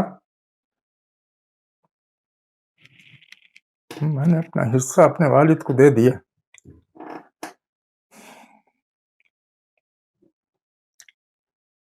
حضرت سلمان رضی اللہ تعالیٰ عنہ نے فرمایا کہ امیر المومنین، اب آپ جو کہیں ہم سننے کے لیے تیار ہیں۔ اگر آپ یہ کہیں گے کہ اس پہاڑ سے ٹکرا جاؤ تو پہاڑ سے ٹکرا جائیں گے، اگر آپ یہ کہیں کہ سمندر میں کود پڑو تو ہم سمندر میں کود پڑیں گے۔ یہ تھی اسلامی حکومت، یہ تھی اسلامی اسٹیٹ، صحابہ کرام کی خلافت، اللہ کے رسول صلی اللہ علیہ وسلم کی تربیت یافتہ ٹیم کا انداز۔ کبھی بھی مسلمانوں سے مراد جو اللہ کے رسول صلی اللہ علیہ وسلم کے سچے پیرو ہوں، جن کے اندر خوف خدا ہو، جن کے اندر خوف آخرت ہو، انہوں نے جب بھی حکومت ان کے ہاتھ میں آئی ہے، انہوں نے اسی طرح سے حکومت کی ہے۔ انہوں نے اپنا احتساب کیا ہے سختی سے، اور دوسروں کی آزادی کو کبھی نہیں چھینا ہے، دوسروں کو پوری طرح آزادی دی ہے۔ حتیٰ کہ حضرت عمر رضی اللہ تعالیٰ عنہ کے بارے میں آتا ہے کہ راستہ چلتے ہوئے بڑھیا ان کا دامن پکڑ کر کے روک لیتی تھی اور پوچھتی تھی کہ عمر اس چیز کا جواب دو، اور وہ بالکل برا نہیں مانتے تھے، کھڑے ہو جاتے تھے اور اس سوال کا بہت ہی مناسب معقول جواب دیتے تھے۔ عام لوگوں کے حقوق کو ادا کرنا بھی آسان نہیں ہوتا ہے، لیکن اگر معاملہ دشمنوں کا ہو، دشمنوں کے ساتھ ان کی انصاف کرنا اور ان کا حق ادا کرنا، اس کا عام دنیا تصور نہیں کر سکتی۔ نبی صلی اللہ علیہ وسلم کے ہاں ہم دیکھتے ہیں کہ آپ نے جس طرح سے دوستوں کو سینے سے لگایا، جس طرح سے جانثاروں پر اپنی محبت چھڑکی ہے، اسی طرح سے دشمنوں کو بھی اپنی شفقت سے محروم نہیں رکھا۔ مشہور واقعہ ہے کہ جب مکہ فتح ہوا اور آپ خانہ کعبہ کی دہلیز پر کھڑے ہو گئے اور قریش کا ہجوم تھا۔ یہ کون لوگ تھے؟ یہ وہ لوگ تھے جنہوں نے برسہ برس تک نبی صلی اللہ علیہ وسلم کے ساتھ گستاخیاں کی تھیں۔ یہ وہ لوگ تھے جنہوں نے اسلام کا چراغ بجھانے کے لیے ایڑی چوٹی کا زور لگا دیا تھا۔ یہ وہ لوگ تھے جن کی تلواریں صحابہ کرام، بہت سے صحابہ کرام کے خون سے ملوث تھیں۔ یہ وہ لوگ تھے جنہوں نے نبی کریم صلی اللہ علیہ وسلم کو گالیاں دی تھیں، آپ پر پتھراؤ کیا تھا، آپ کو شدید اذیت پہنچائی تھی۔ لیکن یہ لوگ سامنے ہیں، آپ ان سے پوچھتے ہیں کہ بتاؤ آج میں تمہارے ساتھ کیا سلوک کروں گا؟ کیا تمہارا خیال ہے کہ میں تمہارے ساتھ کیا سلوک کروں گا؟ انہوں نے کہا کہ اخن کریم ابن اخن کریم، آپ بہت ہی مہربان بھائی ہیں اور مہربان بھائی کے بیٹے ہیں۔ آپ نے فرمایا کہ تم سب جاؤ، تم سب آزاد ہو، آج تم سے کوئی باز پرس نہیں ہوگی، آج تمہارے ساتھ میرا وہی رویہ ہوگا جو حضرت یوسف علیہ السلام نے اپنے بھائیوں کے ساتھ کیا تھا، ان سب کو معاف کر دیا تھا، میں بھی تم سب کو معاف کرتا ہوں۔ کیسا منظر تھا! قاتلوں اور مجرموں کے سامنے اللہ کے رسول صلی اللہ علیہ وسلم کھڑے ہیں اور چاہیں تو ایک اشارے میں ان سب کی گردنیں نپوا سکتے تھے، لیکن آپ نے نہایت ہی محبت کے ساتھ فرمایا کہ تم سب آزاد ہو، تم سب جاؤ، آج تم پر کوئی باز پرس نہیں۔ ثمامہ ابن اسال ایک بنی حنیفہ کا سردار تھا۔ نبی صلی اللہ علیہ وسلم نے صلح حدیبیہ کے بعد جو بہت سے لوگوں کو خطوط لکھوائے تھے، بھجوائے تھے، ان میں سے ایک شخص یہ بھی تھا، ثمامہ ابن اسال۔ اس کے پاس بھی آپ نے اپنا خط بھجوایا، قاصد بھیجا۔ اس نے نام رسالت کے ساتھ گستاخی کی اور کئی صحابہ کو اس نے تہ طیق کر دیا۔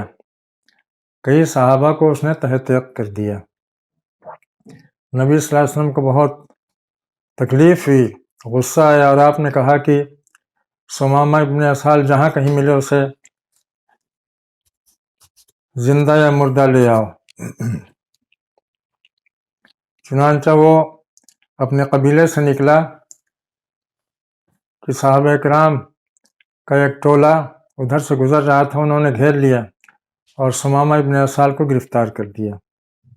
ثمامہ ابن اسال کو لے کر کے آئے اور مسجد نبوی کے ستون سے باندھ دیا۔ نبی کریم صلی اللہ علیہ وسلم نماز کے لیے آئے، دور سے دیکھتے ہی آپ نے پہچان لیا، لیکن 2 دن تک آپ اس کے پاس نہیں آئے۔ البتہ اس بات کی تاکید کر دی کہ کھانے پینے میں کوئی اس کو تکلیف نہ ہو، اور آپ کا یہ معمول تھا کہ روز صبح کو اپنی اونٹنی کا دودھ دوہ کر کے ایک پیالہ یا ایک برتن میں اس کے لیے دودھ بھیجتے تھے اپنی اونٹنی کا کہ جاؤ اس کو دے آؤ، ثمامہ کو دے آؤ۔ 2 دن کے بعد آپ آئے اس کے پاس، پوچھا کہ ثمامہ کیا کہتے ہو؟ ثمامہ نے کہا کہ اگر آپ مجھے قتل کرتے ہیں تو آپ کو قتل کرنے کا حق ہے، اس لیے کہ میں نے آپ کے آدمیوں کو قتل کیا ہے، اور اگر معاف کرتے ہیں تو آپ ایسے شخص کو معاف کریں گے جو ہمیشہ ہمیشہ آپ کا احسان مند رہے گا، اور اگر آپ کو کچھ فدیہ چاہیے تو جتنا بھی فدیہ آپ چاہیں میں دینے کے لیے تیار ہوں۔ آپ نے خاموشی سے اس کی بات سنی اور اس کے بعد چلے گئے۔ 2 دن کے بعد پھر آئے، پھر پوچھا ثمامہ کیا حال ہے؟ ثمامہ نے وہی جواب دیا۔ پھر تیسری بار آپ آئے، 2-3 دن کے بعد آئے، پوچھا ثمامہ کیا حال ہے؟ ثمامہ نے کہا کہ میں وہی کہتا ہوں جو پہلے کہہ چکا ہوں، اگر فدیہ درکار ہے تو جتنا آپ چاہیں میں فدیہ ادا کرنے کے لیے تیار ہوں، اور اگر آپ قتل کرنا چاہیں تو آپ کو قتل کرنے کا حق ہے، اس لیے کہ آپ کے آدمیوں کو ہم نے قتل کیا ہے، اور اگر آپ احسان کرتے ہیں تو آپ ایسے شخص کے ساتھ احسان کریں گے جو کبھی آپ کے احسان کو فراموش نہیں کرے گا۔ آپ نے فرمایا ثمامہ کی رسیاں کھول دو۔ ثمامہ کی رسیاں کھول دی گئیں، وہ آزاد ہو گئے، بھاگے ہوئے گئے بقیع کی طرف۔ بقیع کے پاس ایک کنواں تھا، وہاں جا کر کے انہوں نے غسل کیا، نہائے دھوئے، کپڑے تبدیل کیے، اس کے بعد پھر آئے، رسول اللہ صلی اللہ علیہ وسلم سے ملاقات کی۔ ثمامہ نے کہا کہ اللہ کے رسول، اللہ گواہ ہے کہ اس سے پہلے آپ کے چہرے سے زیادہ مبغوث چہرہ میری نظر میں کوئی نہیں تھا، لیکن اللہ گواہ ہے کہ آج اس سے زیادہ پیارا اور محبوب چہرہ کوئی نہیں ہے۔ اللہ کے رسول، اس سے پہلے آپ کے ساتھیوں سے زیادہ نفرت مجھے کسی چیز سے نہیں تھی، لیکن آج مجھے ان سے اتنی زیادہ محبت ہے کہ میں بیان نہیں کر سکتا۔ اللہ کے رسول، اس سے پہلے مدینہ سے مجھے نفرت تھی، لیکن آج مدینہ سے زیادہ پیارا شہر میری نظر میں کوئی نہیں ہے۔ اللہ کے رسول، میں اسلام لاتا ہوں، اور میں نے جو غلطیاں کی ہیں ان غلطیوں کے سلسلے میں مجھے کیا کرنا ہے۔ آپ نے ان کو تسلی دی، فرمایا ثمامہ، اسلام سے پہلے جو غلطیاں ہوتی ہیں اسلام لانے کے بعد وہ ساری غلطیاں معاف ہو جاتی ہیں، تم پر کوئی گرفت نہیں ہے، تمہارا کوئی حساب نہیں ہے۔ ثمامہ نے کہا کہ اللہ کے رسول، اب یہ میری تلوار آپ کے لیے ہے اور میرے ساتھیوں کی تلواریں آپ کے لیے ہیں، جہاں آپ کہیں کہ وہاں یہ استعمال ہوں گی، اور ہماری زندگیاں آپ کے لیے ہیں۔ یہ اللہ کے رسول صلی اللہ علیہ وسلم کا برتاؤ تھا۔ ثمامہ ابن اسال نے آپ نام رسالت کی، نام مبارک کی بے حرمتی کی تھی، آپ کے آدمیوں کو قتل کیا تھا، لیکن اس کے باوجود آپ نے اس کے ساتھ شفقت اور محبت کا معاملہ کیا، جس کے نتیجے میں اس کا دل موہ لیا، وہ آپ کا گرویدہ ہو گیا۔ بدر میں قیدی پکڑے گئے، بہت سے قیدی تھے، ان قیدیوں کے ساتھ کیا سلوک ہوا؟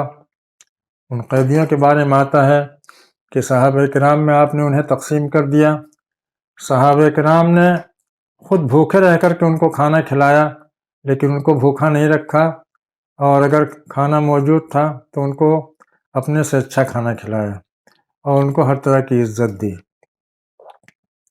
چنانچہ انہی بدر کے قیدیوں میں ایک قیدی تھے ولید ابن ولید، یہ حضرت خالد ابن ولید کے سگے بھائی تھے۔ حضرت خالد ابن ولید ان کا فدیہ لے کر کے آئے ان کو رہا کرانے کے لیے، چنانچہ ان کا فدیہ ادا کیا، اور حضرت خالد اور ان کے بھائی یہ دو ہشام ابن ولید، یہ دونوں آئے تھے، وہ ولید ابن ولید کو اپنے ساتھ لے کر کے مکے کی طرف روانہ ہوئے۔ ابھی 6-7 کلومیٹر پہنچے تھے، 6-7 کلومیٹر پر، مدینے سے 6-7 کلومیٹر پر ایک چشمہ ہے جو ذوالحلیفہ کے نام سے مشہور ہے۔ ذوالحلیفہ پہنچے تھے، رات ہو گئی۔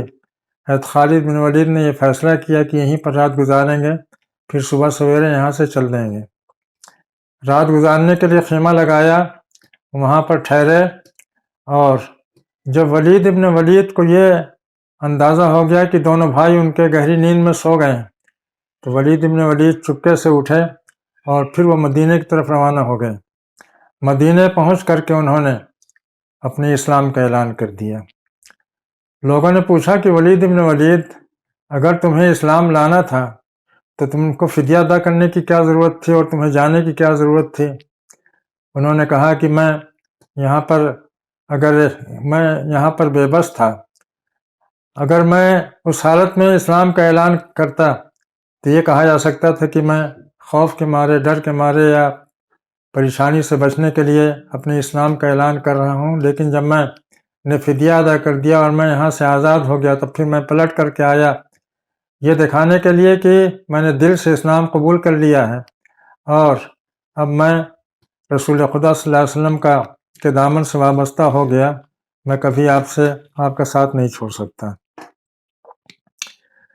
یہ نبی کریم صلی اللہ علیہ وسلم کا معاملہ تھا کہ دشمنوں کے ساتھ بھی، جنگی قیدیوں کے ساتھ بھی آپ نے ہمیشہ باعزت معاملہ کیا ہے، ان کو عزت دی ہے، ان کے ساتھ حسن سلوک کیا ہے، ان کو آرام پہنچایا ہے، ان کو کسی طرح کی تکلیف نہیں پہنچائی ہے۔ آج جنگی قیدیوں کے ساتھ کیا سلوک ہوتا ہے، ان کی زندگیاں کیسی ذلت کی زندگیاں ہوتی ہیں، پوری زندگی وہ غلامی میں، جیلوں کی تاریکیوں میں وہ گزار دیتے ہیں، اور ان کا جو حشر ہوتا ہے وہ ناقابل بیان ہے۔ مختلف ملکوں میں جنگیں ہوئیں، اور جنگوں میں جو جنگی قیدی پکڑے گئے تو وہ زندگی بھر کے لیے غلام بن گئے، اور زندگی بھر کے لیے ان کے لیے جیل مقدر ہو گئی۔ اللہ کے رسول صلی اللہ علیہ وسلم نے کتنی عزت دی، ہر ایک کے حقوق کو ادا کیا۔ حقوق کی ادائیگی میں آپ نے یہ دیکھا ہی نہیں کہ کون اپنا ہے، کون پرایا ہے، کون دوست ہے، کون دشمن ہے، کون مسلم ہے، کون غیر مسلم ہے۔ ہر انسان اللہ تعالیٰ کے یہاں سے آیا ہے، کچھ حقوق لے کر کے آیا ہے، ان حقوق کی ادائیگی فرض ہے۔ انہی حقوق کی ادائیگی کے لیے اللہ کے رسول صلی اللہ علیہ وسلم آئے اور تمام نبی آتے رہے۔ انسان پر دو حقوق فرض ہیں، ایک تو اللہ کے حقوق ہوتے ہیں، ایک انسانوں کے حقوق ہوتے ہیں۔ انسانوں کی اکثریت نہ اللہ کے حقوق کو ادا کرتی ہے، نہ انسانوں کے حقوق کو ادا کرتی ہے، بلکہ اللہ کو فراموش کر کے، اللہ کی ناشکری کرتے ہوئے اس کے بندوں کے حقوق کو غصب کرنا، ان کو دبانا، ان کو ستانا، ان کی چیزوں کو چھیننا، ان کی چیزوں پر قبضہ کرنا، یہ عام انسانوں کا رویہ ہوتا ہے۔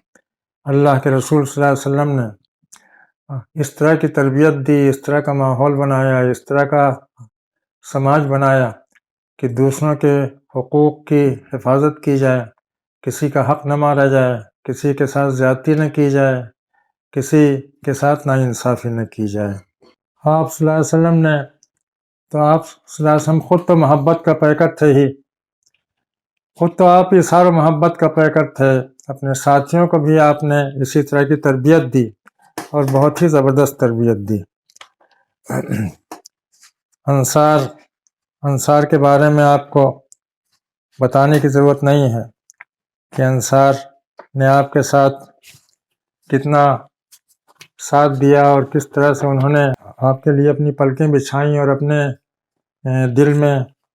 دل کے آشیانوں میں آپ کو جگہ دی۔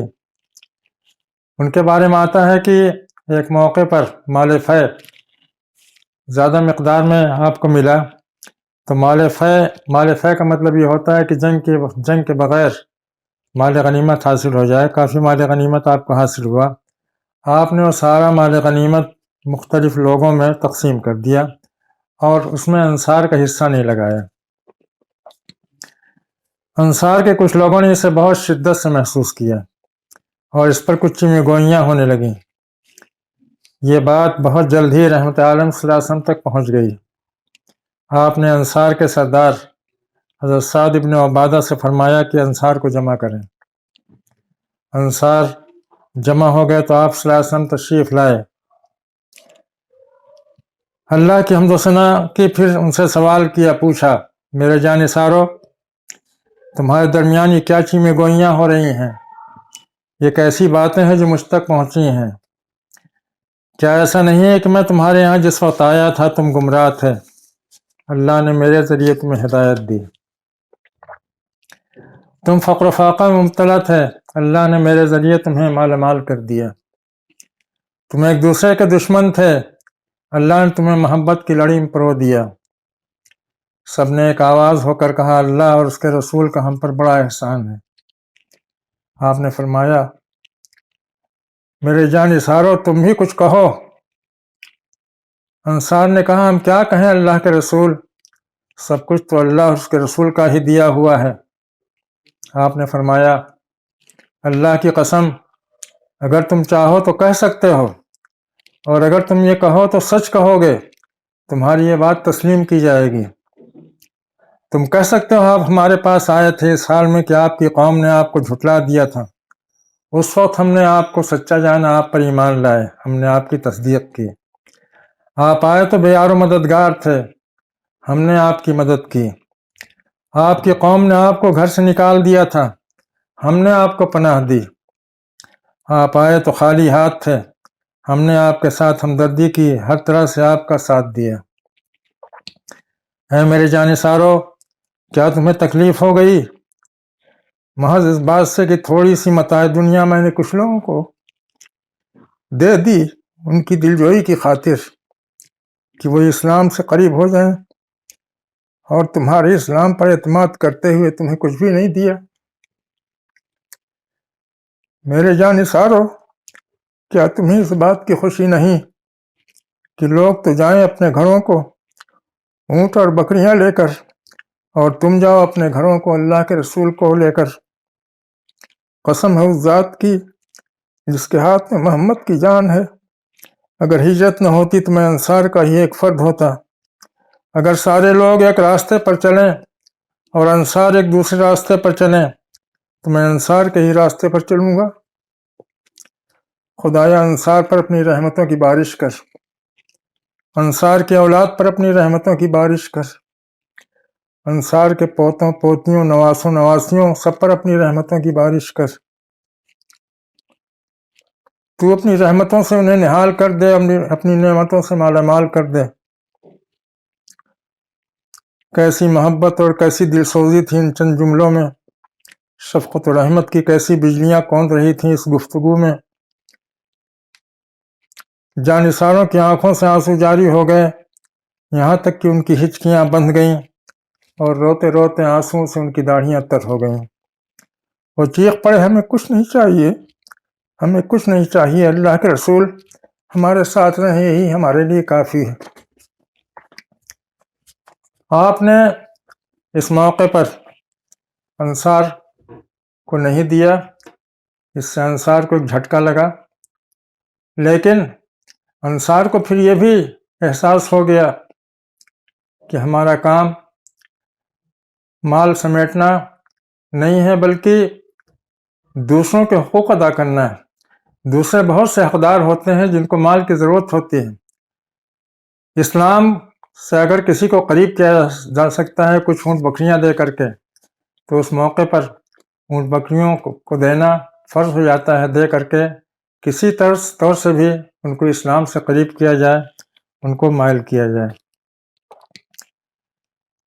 انصار کے اس واقعے سے یہ سار و محبت کا ایک نیا ہی انداز سامنے آتا ہے۔ آپ صلی اللہ علیہ وسلم رحمۃ للعالمین تھے، لہٰذا آپ کو خالی اپنے ساتھیوں یا اپنے عزیز و اقارب یا اپنے پڑوسیوں کے حقوق نہیں ادا کرنے تھے، بلکہ ساری دنیا کے انسانوں کے حقوق ادا کرنے تھے، اور وہ حقوق آپ نے ادا کیے۔ آپ نے دنیا کو روشنی بھی دکھائی اور غلامی کی لعنتوں سے آزاد کرا کے آزادی کی لذت سے انہیں آشنا کیا۔ چنانچہ آپ نے ظالموں سے جہاد کیا، ظالموں سے جہاد کر کے آپ نے انسانوں کو غلامی سے نجات دلایا۔ آج دنیا جس جہاد کے نام سے لرزتی ہے، اگر وہ جہاد نہ ہوتا تو آج دنیا آزادی کے نام سے ناش نہ ہوتی۔ حقیقت یہ ہے کہ آپ اور آپ کے جانثار ساتھیوں نے جہاد کر کے ساری انسانیت پر احسان کیا اور ساری انسانیت کے محسن ہیں۔ آپ نے اور آپ کے ساتھیوں نے لوگوں کی آزادی کے لیے اپنا خون بہایا، قربانیاں دیں، مگر کبھی کسی ملک کو لوٹا نہیں۔ انہوں نے اپنے گھر کو مال و دولت سے بھرا نہیں۔ آج دنیا اگر اپنے حقوق کا تحفظ چاہتی ہے تو نبی صلی اللہ علیہ وسلم سے اچھا اسوہ کوئی نہیں ملے گا۔ یہ جہاد جو سینکڑوں سال تک جاری رہا، تقریباً 200 سال تک جاری رہا، اس جہاد میں کیا ہوا؟ جب نبی صلی اللہ علیہ وسلم جزیرہ عرب کے ظالموں سے انسانوں کو آزاد کرا چکے اور آپ کی وفات کا وقت آ گیا تو آپ کے جانشینوں نے، آپ کے خلفاء نے ساری انسانیت کو ظالموں کے چنگل سے رہا کرانے کا فیصلہ کیا۔ انہوں نے کہا کہ اللہ تعالیٰ کی یہ نعمت آئی ہے، اللہ تعالیٰ کی یہ ہدایت اس وقت تک لوگوں کے لیے قابل عمل اور قابل قبول نہیں ہو سکتی ہے جب تک کہ انہیں ظالموں کے چنگل سے رہا نہ کرایا جائے۔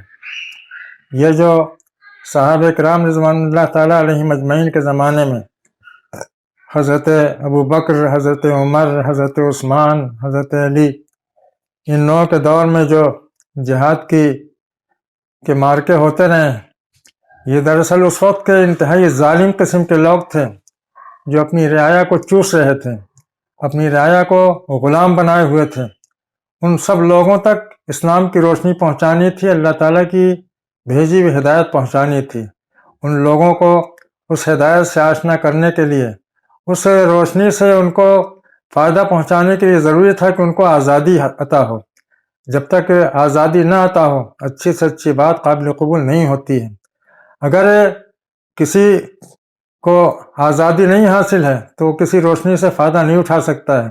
نبی کریم صلی اللہ علیہ وسلم کا یہ کام تھا کہ آپ نے دنیا کو روشنی بھی دکھائی اور انہیں اس قابل بنایا کہ اس روشنی کو قبول کر سکیں، ان سے فائدہ اٹھا سکیں اور اس سے اپنے دل و دماغ کو بھی، اپنے راستوں کو روشن کر سکیں، منور کر سکیں۔ تو یہ چند باتیں ہیں جو حضور صلی اللہ علیہ وسلم کے سلسلے میں عرض کی گئیں کہ آپ نے کس طرح سے انسانی حقوق کی حفاظت کی، کس طرح سے انسانوں کو حقوق کا پابند کیا، کس طرح سے آپ نے انسانوں کو یہ سکھایا کہ وہ حقوق ادا کریں، حقوق چھیننے اور دوسروں کے حقوق کو سب کرنے کی کوشش نہ کریں۔ نبی کریم صلی اللہ علیہ وسلم نے اپنی پوری زندگی جد و جہد میں اور جہاد میں لگا دی، اور اس کے بعد پھر جب آپ اس دنیا سے رخصت ہوئے تو اس وقت آپ کے کاشانہ نبوت میں چراغ جلانے کے لیے تیل نہیں تھا۔ دنیا کو آپ نے اپنے گھر میں داخل نہیں ہونے دیا۔ آپ کی یہ ساری کاروائیاں، یہ ساری قربانیاں، یہ ساری جد و جہد دنیا کے لیے نہیں تھی بلکہ انسانوں کی فلاح و بہبود کے لیے تھی، انسانوں کو آزادی دلانے کے لیے تھی۔ انسانوں کو آپ نے آزادی دلائی اور انہیں قرآن پاک کی نعمت اور قرآن پاک کی روشنی عطا کی۔ یہ آپ کا اتنا زبردست کارنامہ ہے۔ دنیا میں کوئی بھی ایسا انسان نہیں ہے جس کی یہ خصوصیات ہوں اور جس نے انسانیت کو اتنا نفع پہنچایا ہو، دنیا کو اتنا فائدہ پہنچایا ہو۔ ہزاروں درود و سلام ہوں آپ پر، ہزاروں درود و سلام ہوں آپ کے جانثاروں پر۔ اللہ تعالیٰ آپ کو اونچے سے اونچا مقام عطا کرے اور آپ کے ساتھیوں کو، آپ کے جانثاروں کو اپنی عزت کی خلط پہنائے۔ اقول قولی ھذا واستغفر اللہ لی ولکم اجمعین واستغفروہ انہ ھو الغفور الرحیم، وآخر دعوانا ان الحمد للہ رب العالمین۔